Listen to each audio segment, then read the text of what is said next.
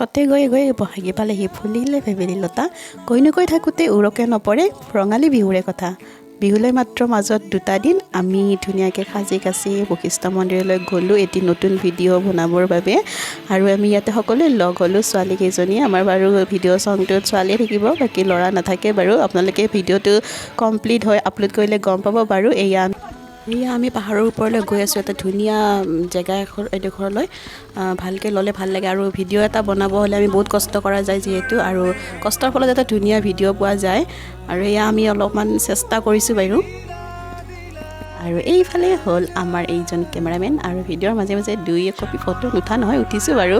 আমাৰ নাচনীকেইজনী এইফালে আমি নাচি উঠি অকণমান মানে কিবা এটা খাওঁ খাওঁ লাগিছে, ভাগৰ লাগিছে অকণমান। আমি খাবলৈ লৈ গ'লোঁ, কণী নিছিলোঁ, ব্ৰেড আৰু জেলি। ধুনীয়াকৈ আমাৰ কেমেৰামেনে হাত ধুলে আৰু খাবৰ কাৰণে।